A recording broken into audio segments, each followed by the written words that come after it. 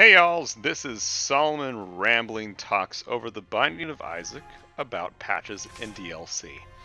Today I've chosen Binding of Isaac just because it's a bit easier for me to talk through. I've done it enough times that I'm fine speaking over it. And this is essentially just an offshoot of my blogatorials I post on my website. I typically like doing my blogatorials every 5 articles, but since I've gotten my hands on a video capture card, I decided to take a foray into, YouTube videos. So we'll see how it goes. I'd like to have a theme just so that I'm not just the typical streaming person. One, I don't think I'm witty enough on the spot. And the other one, I think it's fun to have these discussion topics. So today is patches and DLC. Both topics could probably be their own separate video, but the reason I've grouped them together is that they inherently do the same thing. They enhance a game after it's been released, and that's what we're trying to see today is it worthwhile to have that enhancement? And importantly, it's relevant to Nintendo now just because Nintendo's always been like 5 years behind the curve in terms of getting with at least Western concepts. DLC and patches aren't anything new to people that have owned a PlayStation or an Xbox, but for those of us who have been Nintendo-only gamers, there's a lot we haven't seen. The Wii U was really the first time we saw paid DLC. The Wii had some of it, and the Wii also had some patches, but not to the extent that we saw on the Wii U. For me, the first time I saw it was like Hyrule Warriors or Mario Kart 8 or Smash Brothers, and all that DLC I ate with a spoon. It was new, it was exciting to me. On the Wii, we had like some of the Final Fantasy WiiWare games, but apart from that, there was no DLC. The game you got, the game was the game you had forever. And after playing some DLC, including some of the Switch stuff like the Binding of Isaac with Afterbirth and with Breath of the Wild and their 2 DLC packs and Mario and Rabbids, I've kind of gotten DLC.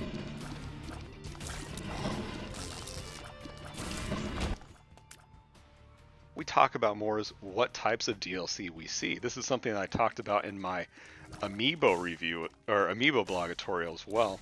That you get the small stuff. That was awful damage. You get the small stuff, which is more like this could be loot boxes. This can be like appearance changes, costumes, superficial stuff. And we see it now with the Switch. We have Rocket League that has those loot crates, and we also have in the past Smash Brothers where you could get different costumes for your Miis, and those were like $2 a pop, and they were worthless. And Minecraft also features them in the form of skin packs. None of these really offer any good quality content to the game, but it's there if you want to make it a little more personal. I have no problem with it. I think it can be a little bullcrap if you have these day one costume changes, just because that should have been included from the outset. In the case of Smash Brothers, the Mii uniforms weren't too important because, first of all, not many people use the Miis to begin with as fighters. I did because I like seeing my face places. But it got expensive. To buy all of them was like $20 just for cosmetic changes. So that wasn't worth it. If they provided all of them for even $5, it could be worth it. The same thing we see with Rocket League is I considered getting some other cars because they are cool, but everyone has their limits, and for me, $3 for 2 cars and a few other things just was not enough to justify the purchase. So that's the small stuff. It's never been groundbreaking. It's not going to change a game. It's definitely not going to bring me back to a game. And usually we do see these early in a game's lifespan. It's the medium content where we actually get a little more meat and a little more discussion, because this is what we see mainly in the industry. The most recent example is Mario and Rabbids. We had the season pass that allowed us the Ultra Challenge that came out a few months back, and then sometime this year we're going to get a new character and a whole new chapter for Mario and Rabbids.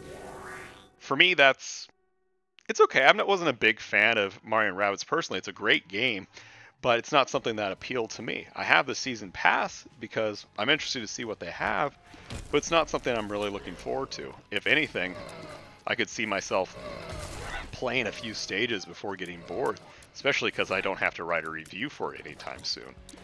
Breath of the Wild's a little bit different. Its first one it came out with, this was the Master Sword Trials, was pretty fun, and it was early enough that going back to Breath of the Wild was not too far of a stretch.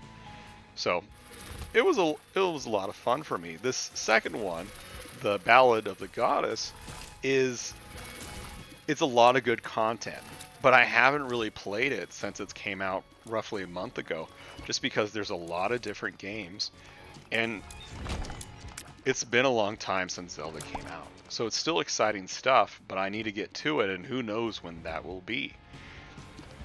The other one that we see is Hyrule Warriors, and that was back on the Wii U, of course. Fire Emblem Warriors has it, but I think that game's hot trash, so I'm not going to even consider getting that DLC.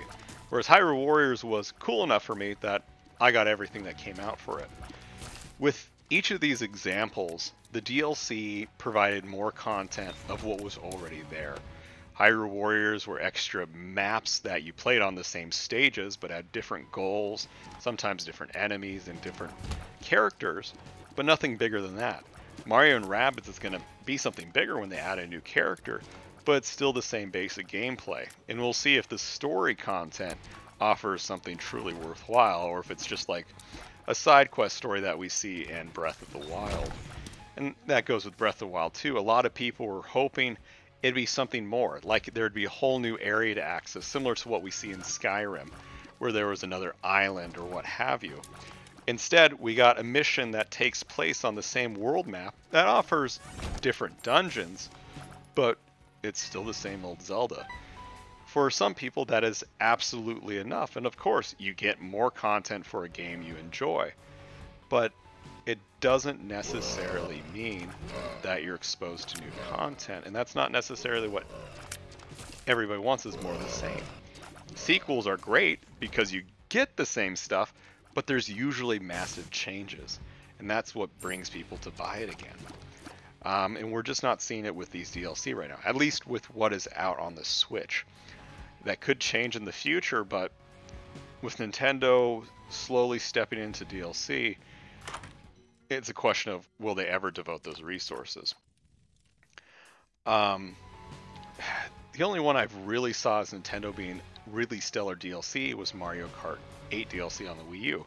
Of course, there's now Mario Kart 8 Deluxe, so everybody kind of treats that content, those extra stages, as a given because they've been available on those on the Switch version of it, Mario Kart 8 Deluxe.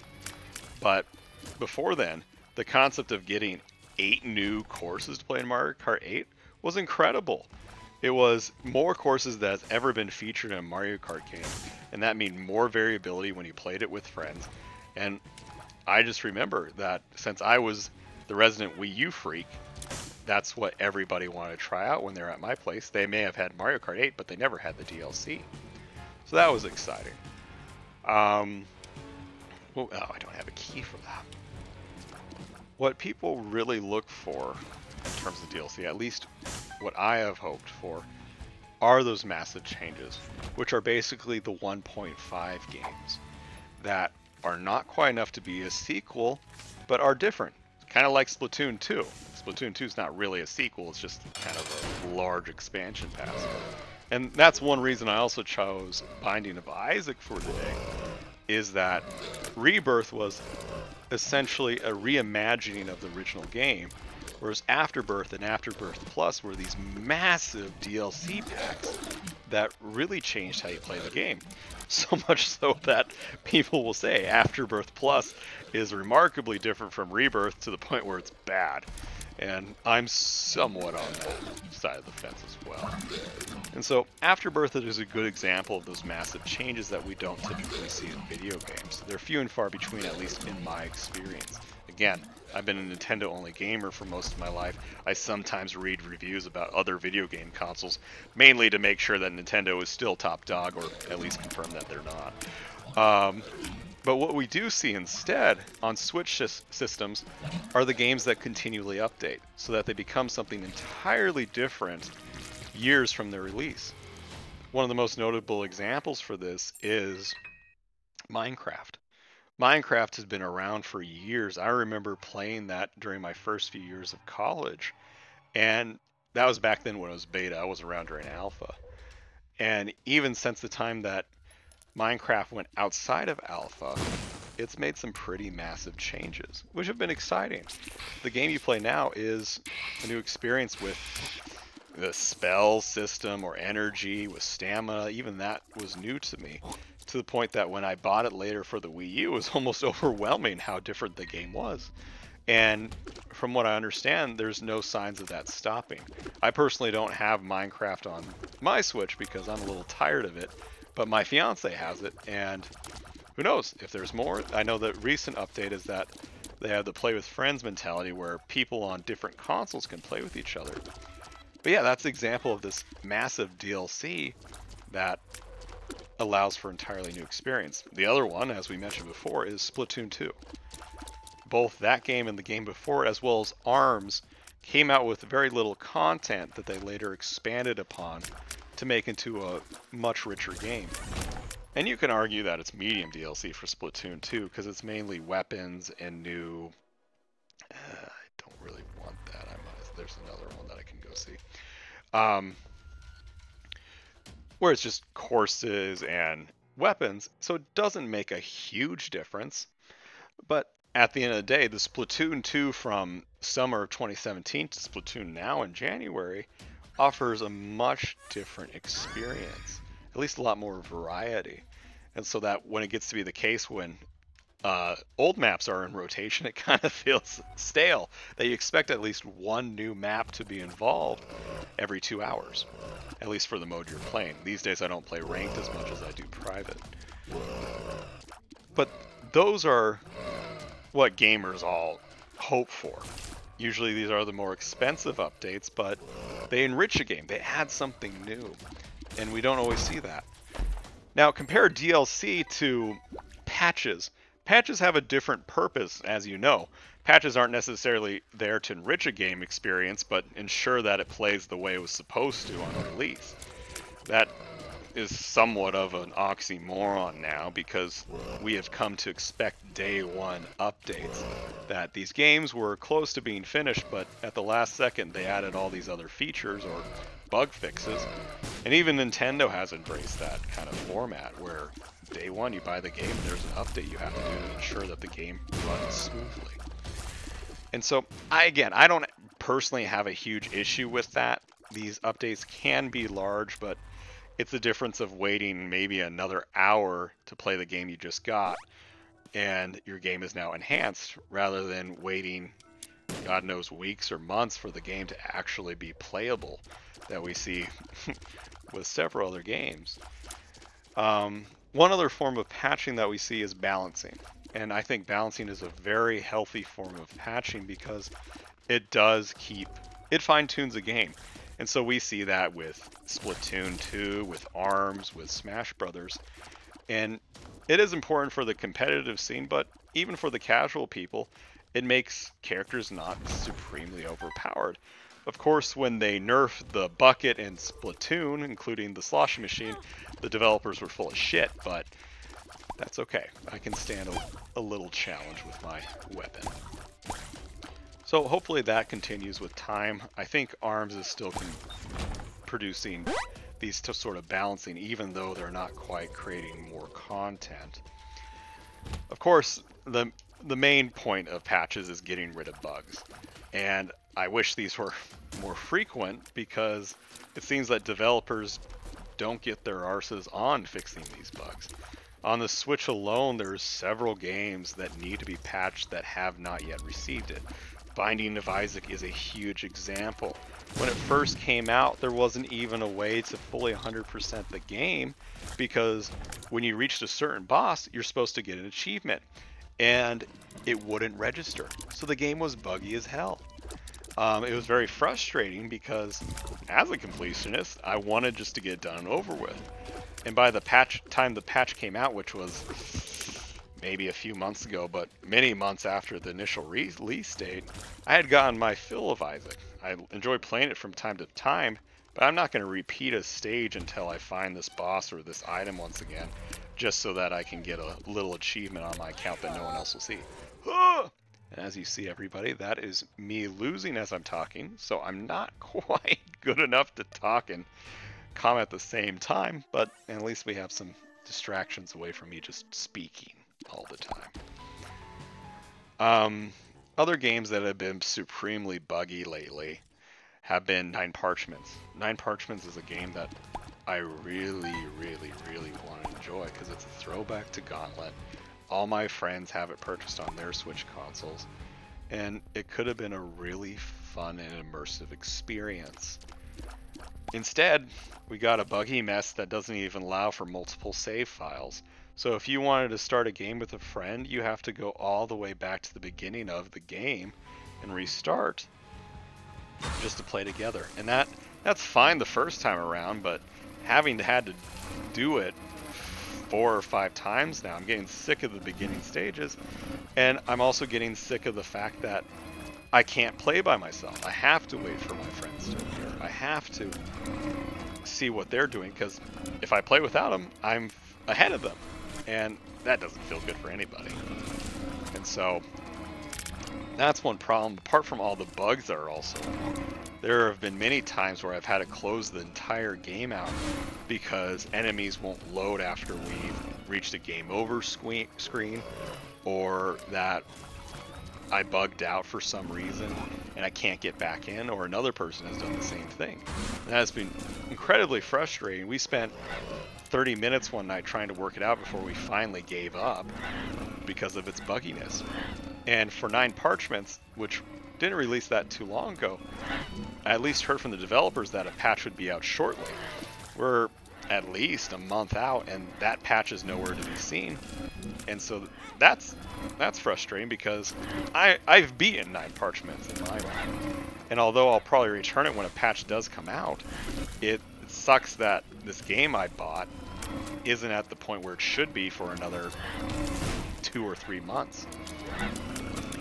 And I'm very fortunate not to have any games like NBA 2K17 or the wrestling one. Oh my god, guys, I am sorry for all these screw-ups. Let's try to get something better than that. But yeah, NBA 2K17 and the other sports games so far have been awful to the point of being unplayable. And that really impacts how you review a game. Should you review a game based on how it presents initially? Or should you review it when it's at its best shape? And for me, the review comes when it first comes out. Because if you do not review a game based on how it appears at the beginning, I think that creates a standard for developers where they can say, I can release an unfinished game, but I could still get good publicity later as long as I release a good patch. And so, yeah, for me, this includes Nine Parchments whenever I get to it. Its score is going to reflect how it was in its earlier builds. I will include some information based on how it was later, if updates do come out by the time I review it. But for me, it's the developer's fault, and if they face lower sales because of their mistakes, fine by me.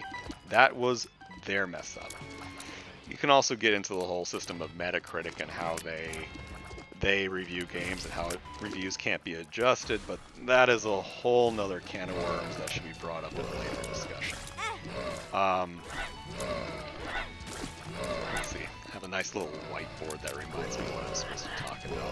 But at this point in the game, when there's this many enemies appearing on screen and I am on my way for a quick death, it's not very easy to look at the whiteboard. Okay, and that solves the issue right there. Oh, the other one that I was thinking in terms of bugs was Skyrim. Even now, with Skyrim being God knows how long, 6 years old now, it's the point where you still see bugs. And for a Nintendo gamer who hasn't really played Bethesda games and known that's just mainly a well-made game with a lot of bugs, it is jarring. Nintendo has been a company that always prides itself for not having bugs. And to finally experience these third-party games that do feature them, it's been an adjustment. And with Skyrim, I would hear how the previous DLC packs would come out as buggy messes and weren't really playable until later when the patches came out. And so, seeing that, yeah, Skyrim needs more patches to fix what's in there, but will that happen? Probably not. Bethesda's already going to make bank based on Skyrim sales and all the people are picking it up so they can play it portably. And so needing to return it isn't a huge issue. Again, that gets into economics, and I have no knowledge of what that even entails, but I'm going to assume that they're well off financially and happy with the game's presence on the Switch, that they're not going to really do anything. And so, yeah, patches can be good. I wish we saw more of them compared to DLC, where I'm not necessarily eager to see more of it. Even with like snipper clips, I was initially very excited at the concept that snipper clips had something, but when the DLC came out, it was just more of the same. And the whole appeal of snipper clips wore out because it was a launch game. Returning to it, I was hoping for new ideas, and I got some, but I also got a bunch of reused concepts as well. So DLC is not too big to me, and the key point is time. Day one DLC is bad in and of itself because it should have been included in the main game.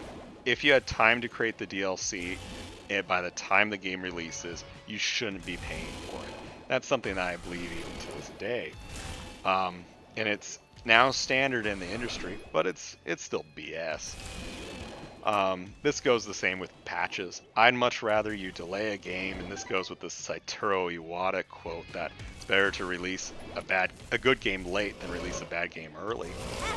And yeah, I drink the Nintendo Kool-Aid in that sense.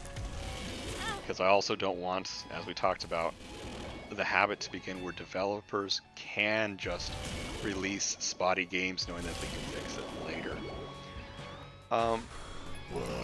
In terms of the DLC that comes out much, much later, like 9 months in the case of Zelda, it's not quite enough to bring me back. Zelda is one of my favorite games of all time, but so much of it's due to immersion. And the DLC is not enough to fully immerse me in the game world. And this goes for any other games I've bought DLC for. Because I'm in a certain mindset when I buy a game. I want to complete it. I have it on a list of games that I need to complete before I buy a new game. And by the time the DLC comes out, it's out of sight, out of mind. I could return, but it's no guarantee. I don't know how other gamers are, and they could thoroughly enjoy this DLC, but I'm led to believe with our current Steam sale mindset where you own more games than you could ever possibly play, people are going to buy the DLC and never touch it whatsoever. And I don't think that is helpful for anybody. See, I have died enough at this point where I just might as well admit defeat. And the final thing I have to say with this is DLC and patches are going to stay, regardless. There is going to be that in Nintendo's world. It's going to be in other consoles' worlds as well. And so we have to suck it up and live with it no matter what. The main issue is if this DLC has to come out day one or patches need to happen day one, they need to happen before that game is released or the second I buy it. Because if you're going to produce a half-baked product, I don't want to eat it. I want something that is fully processed so that I can enjoy it and be done with it. Because nothing's worse than food poisoning from these crappy games. I regret Nine Parchments.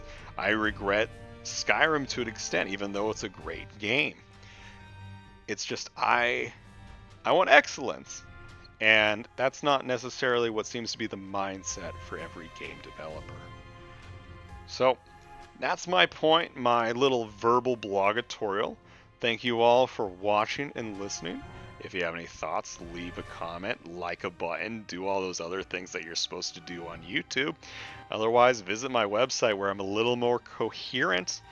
And until next time, well, you can enjoy binding Visek through Northern Lion, who actually knows how to play and talk. Thank you. Bye, y'alls.